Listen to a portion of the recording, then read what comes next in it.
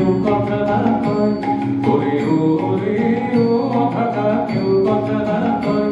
যদি সবাই থাকে মুক্তিরায় সবাই করে ভয়, যদি সবাই থাকে মুক্তিরায় সবাই করে ভয়, তবে মরার করে তুই মুক্তি তোর মনের কথা একলা বলো রে, ও তুই মুক্তি তোর মনের কথা একলা বলো রে।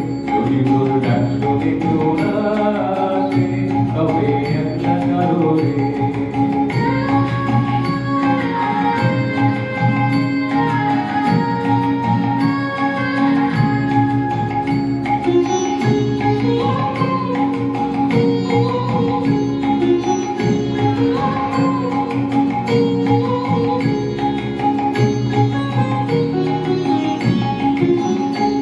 যদি সবাই ফিরে যায়, ওরে ওরে ও অভাগা সবাই ফিরে যায়, যদি কখনো পথে যাওয়ার কালে কেউ ফিরে না যায়, যদি কখনো পথে যাওয়ার কালে কেউ ফিরে না যায়, তবে পথের কাটা তুই রক্ত মাথা কর্মকারে একলা চলো রে, ও তুই রক্ত মাথা কর্মকারে একলা চলো রে। যদি তোর ডাক শুনে কেউ না আসে তবে একলা চলো রে।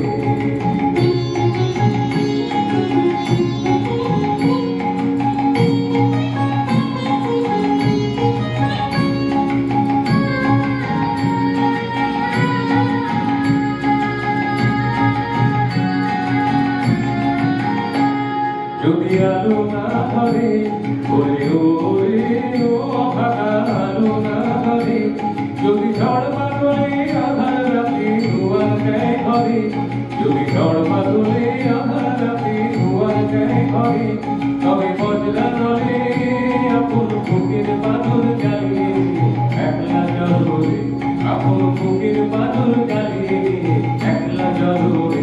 যদি তোর ডাক শুনে কেউ না আসে তবে একলা চলো রে। একলা চলার পথে কত বাধা, কত বিঘ্ন, কত সংশয়। তাই দুর্বার এই যাত্রা গতির পথে সম্মিলিত অগ্রগতি অব্যাহত রাখাই কি শ্রেয়, নাকি একলা চলাই যুক্তিসঙ্গত? কিন্তু প্রেম যখন গভীর, প্রণয় যেথায় অমলিন অবিচ্ছেদ্য, তখন সেই সাধন পথে দেশ কাল ও সময়ের ভেদে একলা চলার লক্ষ্য পূরণ বোধহয় নিশ্চিত। হ্যাঁ, এই আমার দেশ ভারতবর্ষ। ভারতবর্ষের নারী তার কর্তব্য এবং ভালোবাসার আহ্বানে সাড়া দিয়ে একলা চলে তার পুরুষ প্রেমিককে ফিরিয়ে আনতে। কিন্তু পুরুষ প্রেমিক কি এই একই ত্যাগ স্বীকার করবে? আর পাশ্চাত্যের এক দেশ, গ্রিক দেশ, যেখানে প্রেমিক পুরুষ চলে একা, সব বাধা বিঘ্ন তুচ্ছ করে তার প্রেমিকার অমোঘ আকর্ষণে, এক ভালোবাসার আহ্বানে। বিশ্বপুরাণের ইতিহাসে এই দুটি দেশের দুই নারী ও পুরুষের এই দুই ভিন্ন ধর্মী উপলব্ধি, এও এক চরম আত্মোপলব্ধি।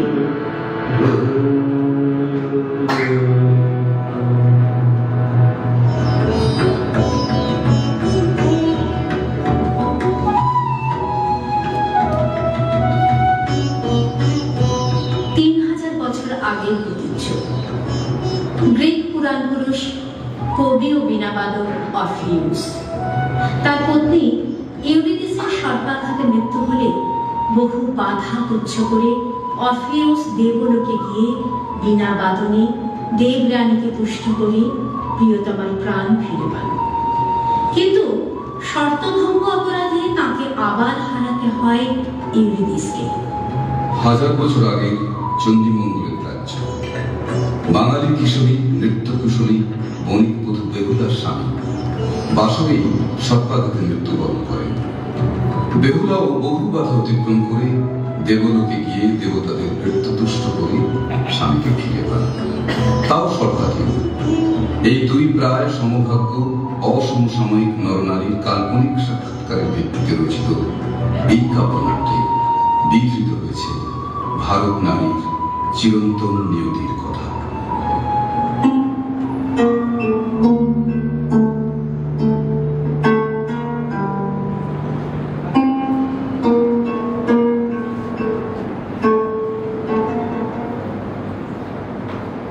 বিশাল আচ্ছন্ন মুখ, উজ্জ্বল কান্তি, রেজো দেহি, কে তুমি পুরুষ?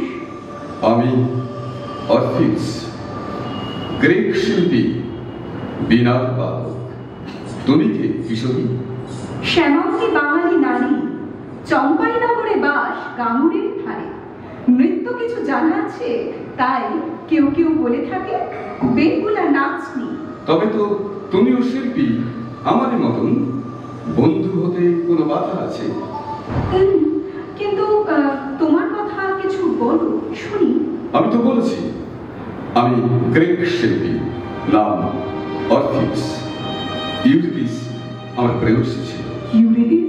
ইউরিপিস আমার সঙ্গিনী। ইউরিপিস, আমি তাকে ভালোবাসতাম। সে এক আশ্চর্য ভালোবাসা। সে হাসলে সূর্যোদয় হতো, সে কাঁদলে তারাও চলে যেত মেঘের আড়ালে। সে নাচলে ময়ূরেরা পেখম মেলত, সে গাইলে কোকিলেরা গাইত ওর আছে। এত ভালোবাসা, তারপর?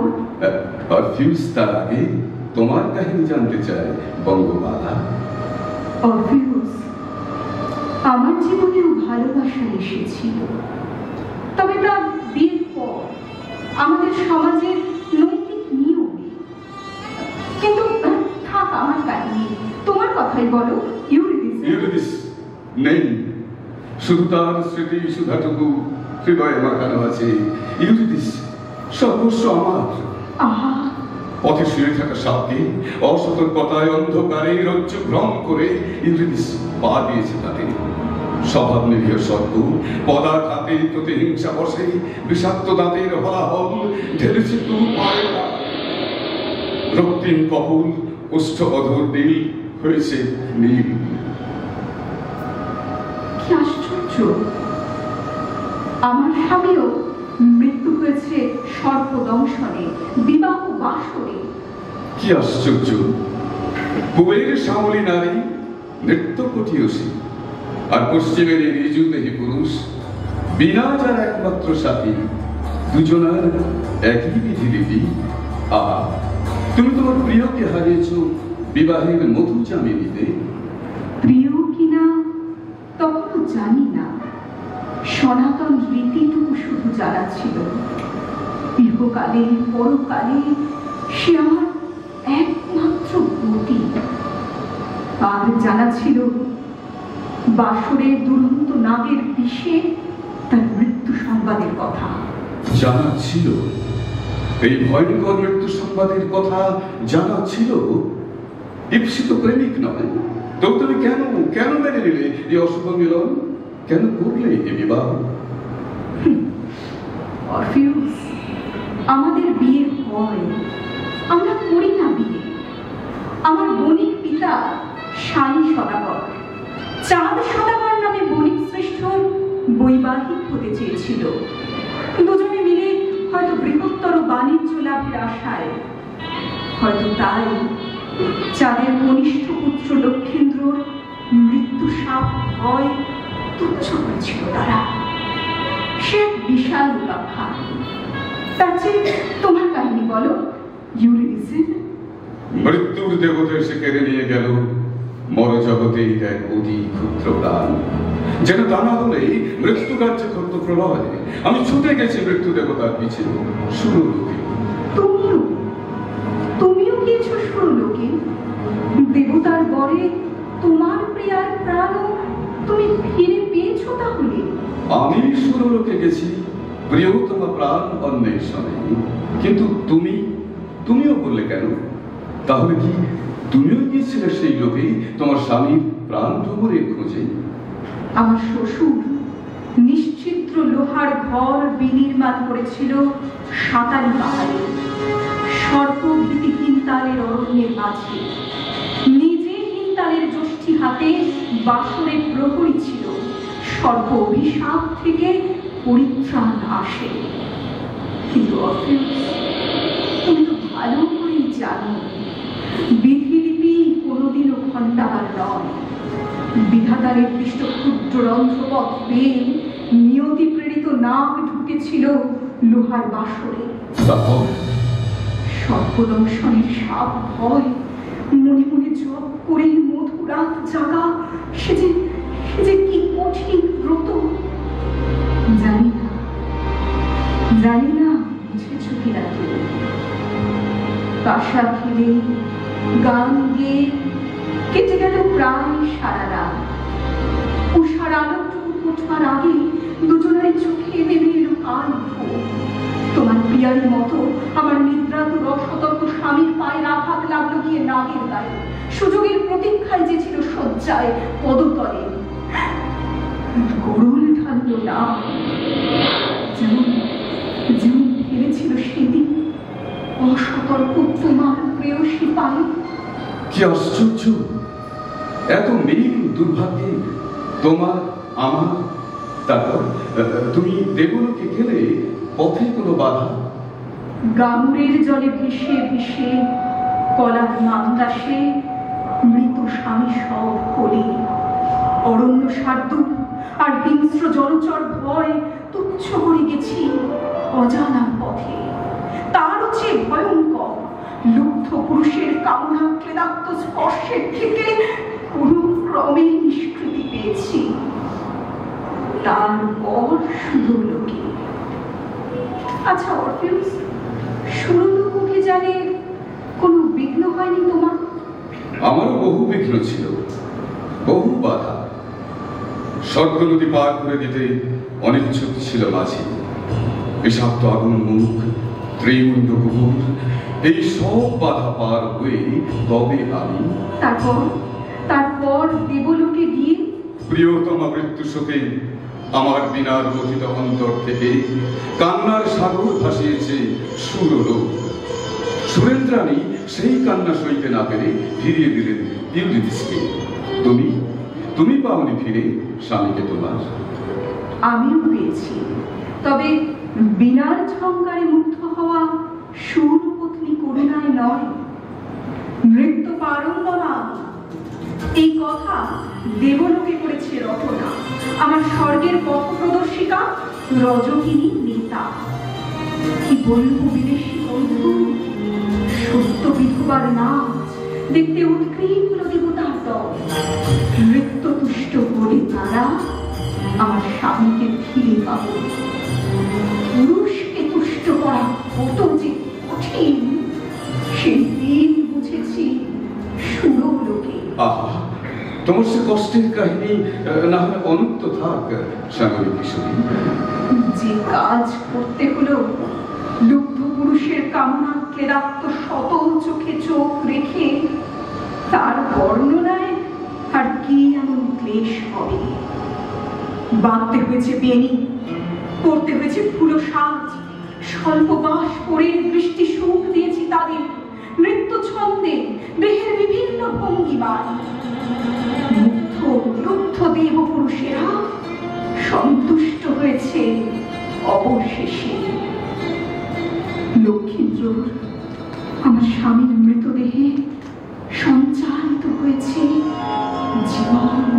বিনা শর্তে? শর্ত ছিল, আমার শ্বশুর নাগমাতা মনসা বিদ্বেষী, প্রতিহিংসা পরায়ণা মনসা পূজায় সম্মত করতে হবে তাকে। এই সুকঠিন শর্ত ছিল। তুমি মেনে নিলে এই শর্ত? পরিবর্তে প্রতি শর্ত দিয়েছি আমিও।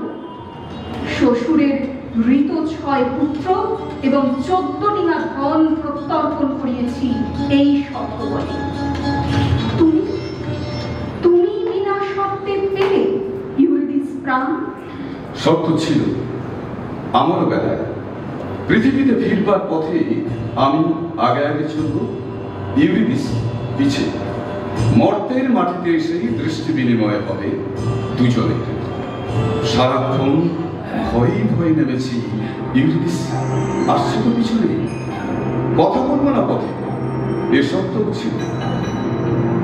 মর্তের মাটিতে নামতে সামান্যই, শুধু সামান্যই বাকি।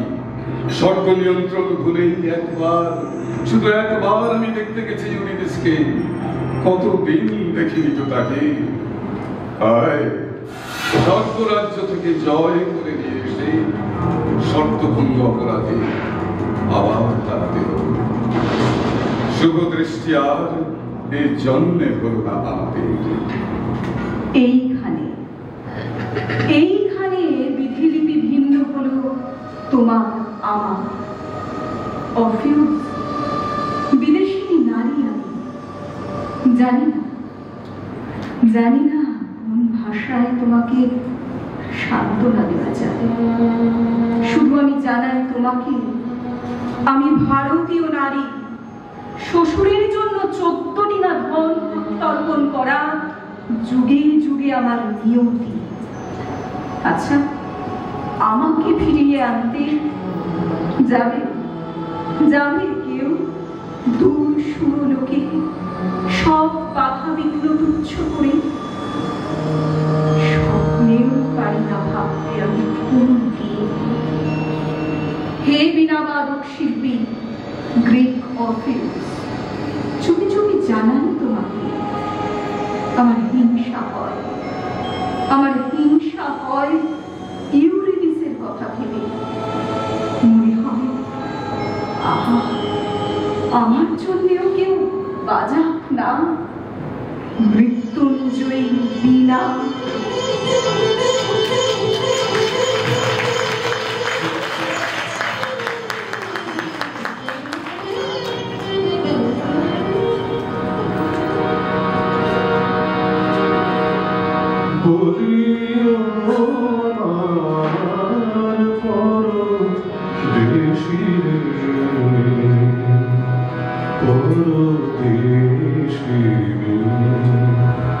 যাও রে ফিরে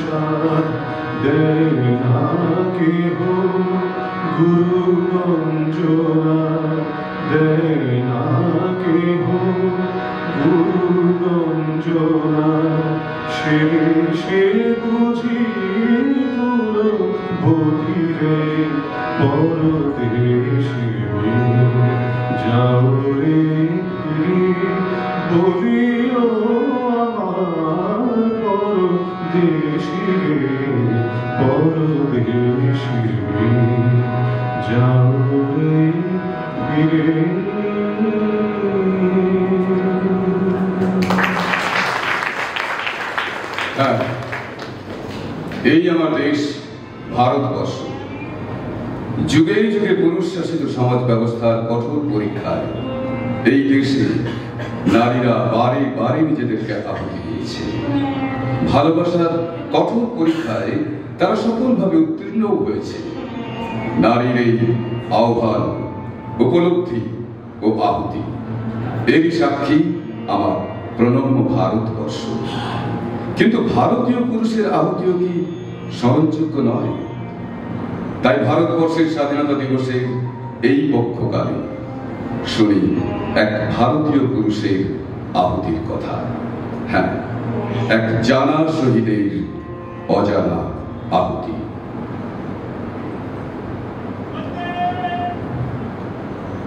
ভারতবর্ষের স্বাধীনতা সংগ্রামের ইতিহাসে চন্দ্রশেখর আজাদের নাম শোনেননি এমনটা হয়তো কেউ নেই। একজন কঠোর বিদ্রোহী ছিলেন তিনি। তার পুরো নাম ছিল চন্দ্রশেখর তিওয়ারি।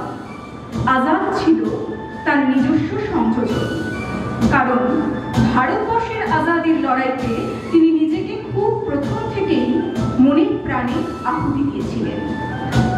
ব্রিটিশ বিরোধী লড়াইতে তিনি যখন পুলিশের বেষ্টনীতে আবদ্ধ হন, তখন নিজের বন্দুক নিজের উপর তাক করেই আত্মঘাতী হন। আজাদের উগ্রতাকে ব্রিটিশ পুলিশ এতটাই ভয় করত যে গুলিবিদ্ধ হওয়ার পরেও খুব সহজে তার কাছে পৌঁছানো সম্ভব ছিল না। বেশ কিছুক্ষণ পরে তার মৃত্যু নিশ্চিত হয়েছে জেনে কাছে গিয়েছিল। এহেন একজন অসম সাহসী পুরুষ এবং কঠোর ব্যক্তিত্বের হৃদয়খানে যে কত নরম ছিল তারই এক অজানা সত্যের নাটকীয় প্রতিবেদন।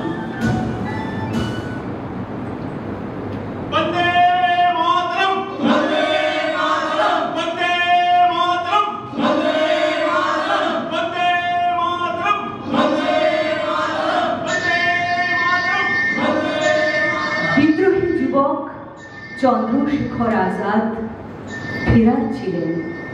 ব্রিটিশ সরকার তাকে ধরবার জন্য নগদ ৫,০০০ টাকা পুরস্কার ঘোষণা করেছিলেন, কিন্তু আজাদ পুলিশের হাতে ধরাই পড়েননি।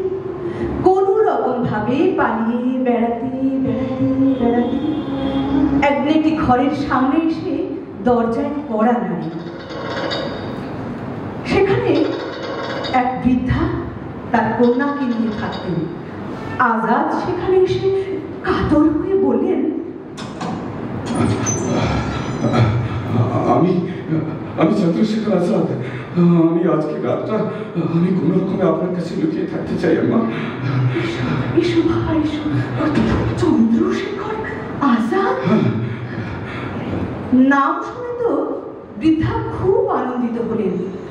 আজাদকে বুকে টেনে নিয়ে ছেলের মতো ভালোবেসে অনেক আশীর্বাদ করলেন, আর মেয়েকে বললেন খাবার আনতে। খাবার খেতে খেতে আজাদ বৃদ্ধার কন্যার দিকে দৃষ্টি নিক্ষেপ করে জিজ্ঞেস করলেন,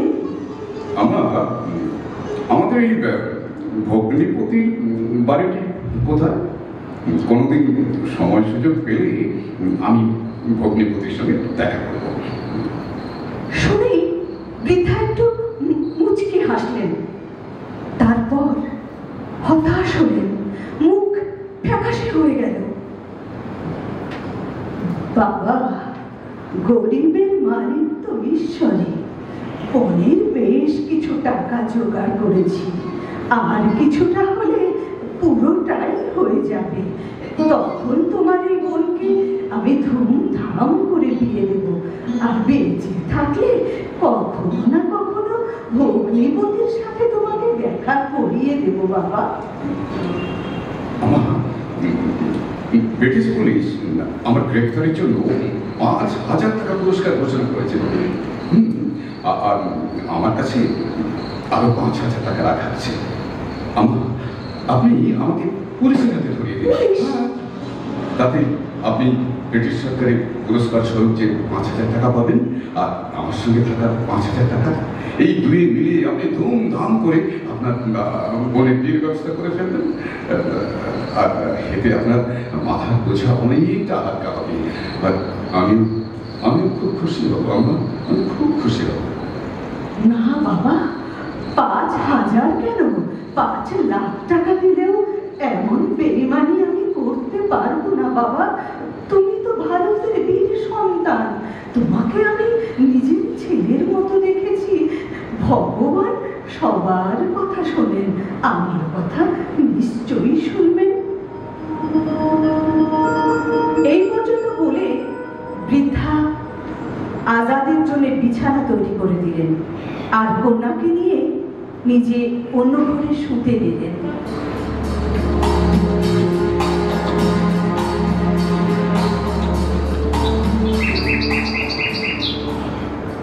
পরদিন সকালে বৃদ্ধা আর তার কন্যা ঘুম থেকে উঠে দেখলেন বিছানায় আজাদ নেই, আর সেখানে অনেকগুলো টাকা রাখা আছে, আর পাশে বৃদ্ধার নামে একটি ছোট্ট চিঠি রাখা। চিঠিটি চন্দ্রশেখর আজাদের, তাতে লেখা, আদরণীয় আম্মাজি, সশ্রদ্ধ প্রণাম। চুপচাপ চলে যাওয়ার জন্য আপনি আমাকে মাফ করবেন। আপনি আমার প্রস্তাব গ্রহণ করেননি, সেটা আপনার মর্জি, কিন্তু এখন তো আর আপনার মর্জি মতো চললে হবে না, এখন আপনার ছেলের মর্জি মতো চলতে হবে। এই চিঠির সঙ্গে আমার সঙ্গে রাখা 5,000 টাকা আমি রেখে গেলাম। আপনি যত তাড়াতাড়ি পারেন আমার বোনের বিয়ের ব্যবস্থা করুন আম্মা। আমার ইচ্ছে তো আছে, আমার ইচ্ছা আছে যে সেই বিয়েতে আমি বোনের পাশে এসে দাঁড়াই, কিন্তু কিন্তু আমি জানি না আম্মা, আমি জানি না আমি কোথায় থাকবো, কিভাবে থাকবো, কেমন থাকবো। অথচ এক ফেরার ভাই তার বোনের জন্য আর কি বা করতে পারে আম্মা? তবে ভাগ্যে যদি থাকে ভগ্নিপতির সঙ্গে দেখা আমার হবে, তখন বোনকে আমি খুব খুব আশীর্বাদ করবো আম্মা, খুব আশীর্বাদ করবো। আপাতত এইটুকু আশীর্বাদ আমি বোনের জন্য ছেড়ে গেলাম। সূর্যের আলো ফোটার আগেই আমাকে আমাকে আজাদ হিন্দুস্তানের খোঁজে এক লম্বা সফর করতে হবে আম্মা, এক লম্বা সফর, এক লম্বা সফর। কিন্তু আপনার ছেলে চন্দ্রশেখর আজাদ। दिल फिदा करते हैं, कौरमा जिगर करते हैं, पास जो कुछ भी है वो माता की नजर करते हैं, ऐसी आरा दूर किया करते हैं, रह रह कर हमको भी पाला था माँ बाप ने दुख सह सह कर, पर आप दीवार पर नजर रखते हैं, खाने वीरान को देखिए घर कटता है, खुश रहो अहले वतन, हम तो सब्र करते हैं, हम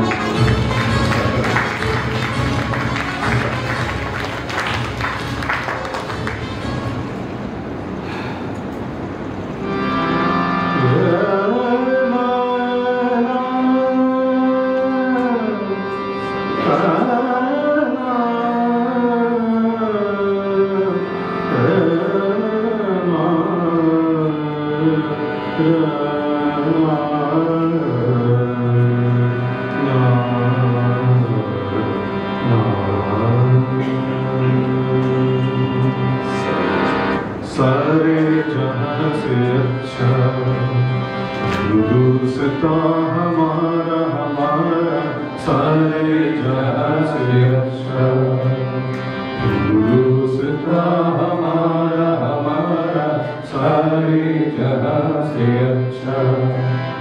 हम बुलबुले हैं इसकी, ये गुलसिता हमारा हमारा, सारे जहां से अच्छा हिंदुस्ता हमारा हमारा,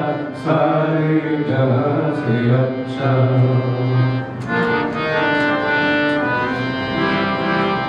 पर्वत हो सबसे ऊंचा सायाश माँ का, पर्वत हो सबसे ऊंचा सायाश माँ का, वो संतरी हमारा, वो पासवा हमारा, हमारा सारे जहाँ से अच्छा। हिंदुस्तान हमारा, हमारा सारे जहाँ से अच्छा। गोली में खेलती है इसकी हजारों नदियाँ, गोली में खेलती है इसकी हजारों नदियाँ। गुलशन है जिनकी दम से रस की जना हमारा, हमारा सारे जहाँ से अच्छा। हिंदुस्तान हमारा, हमारा सारे जहाँ से अच्छा। मजहब नहीं सिखाता आपस में बैर रखना, मजहब नहीं सिखाता आपस में बैर रखना। हिंदी है हम, हिंदी है हम, हिंदी है हम, वतन है हिंदुस्तान हमारा, हमारा सारे जहाँ से अच्छा। हिंदुस्तान हमारा, हमारा सारे जहाँ से अच्छा, सारे जहाँ से अच्छा, सारे जहाँ से अच्छा। পাঁচের বন্ধু স্বপ্নবেলা এই সংকলন একটি ছোট্ট 1 ঘন্টার আগেই শেষ হয়ে গেছে। আমি একটু 2 মিনিট আপনাদের বলবো, একটু অপেক্ষা করুন 2 মিনিট। এই সংকলনটি শেষ হলো। একটু তথ্য দিয়ে এই সংকলনটি আমরা সমৃদ্ধ করেছি। যে বিষয়গুলি নিয়ে একটু বলে রাখি। এখানে একটি আবৃত্তি আমরা ব্যবহার করেছি, আপনারা জানেন, চিরপরিচিত কবিতা রবীন্দ্রনাথ ঠাকুরের পলাকা কাব্য কবিতা থেকে ঝড়ের খেয়া। আর কল্প বিংশতি সংলাপ থেকে, মানে বীরেন্দ্র কুমার বন্দ্যোপাধ্যায়ের লেখা কল্প কাব্য নাটক, স্মৃতি নাটক যেটি আমরা করলাম, বেহুলা এবং অরফিউসের কাহিনী, নর্তকীয় বিনা বাদক। এবং ভারত সরকারের তথ্য ও সংস্কৃতি মন্ত্রণালয়ে গচ্ছিত যে শহীদের চিঠিগুলি রাখা আছে, সেই চিঠি থেকে আমরা চন্দ্রশেখর আজাদের একটি চিঠি নিয়ে আমরা নাটক দিয়েছি। এবং আমার সাথে যারা কাজ করলেন বাচিক বন্ধু স্বপ্নবেলা পক্ষ থেকে উপাসনা বন্দনা বিশ্বাস, সঙ্গীতী ডক্টর পার্থজিৎ সেনগুপ্ত এবং সুদীপ এবং আমি বিমল কুমার। আমি অশেষ কৃতজ্ঞতা, ধন্যবাদ, শুভেচ্ছা, অভিনন্দন জানাই স্বপ্নভোর কর্তৃপক্ষকে এবং অবশ্যই আমাদের প্রশাসক অ্যাডমিনিস্ট্রেটর উৎপল দাস মহাশয়কে, সেই সঙ্গে আপনাদের সবাইকে যারা এতক্ষণ ধরে শুনলেন মন দিয়ে। কারণ আমি সব অনুষ্ঠানের শেষে এবং আবহতি প্রণব প্রায় সময় বলি যে আমার নামটা কি করে মিস করে দেবে, তো আমি 2বার 3বার বলছি আবহতি প্রণব দ্বারা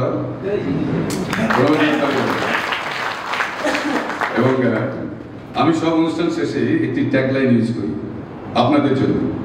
শিল্পীর তরে শিল্পী যা করে, বরেণ্য শ্রোতা যদি হৃদয়ে তা ধরে, সেই শ্রোতা হয় এই দরবারে শিল্পীর বড় ঈশ্বর, শিল্পীর বড় ঈশ্বর।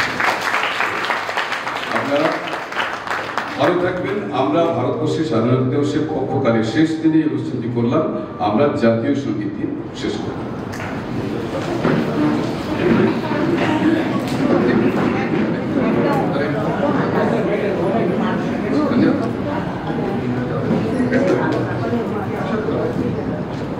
শুরু করছে।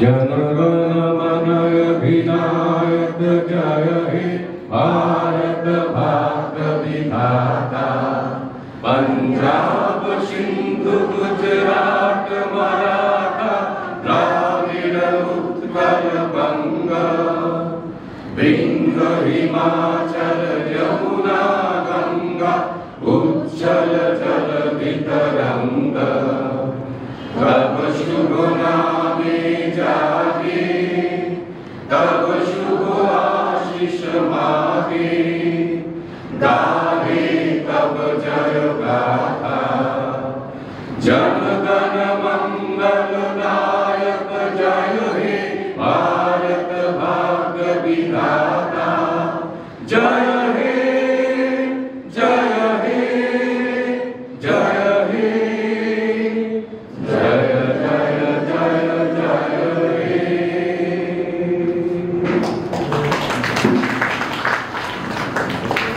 বিমলবাবু, একটা অনন্য সাধারণ অনুষ্ঠানের সাক্ষী হয়ে রইলাম আমি, আমার সঙ্গে যারা গেছিলেন আর অন্যান্য আমন্ত্রিত অতিথিরাও। অনেক অনেক ধন্যবাদ আপনাকে আমাকে আমন্ত্রণ জানানোর জন্য। ভালো থাকবেন আর আবার দেখা হবে নিশ্চয়ই।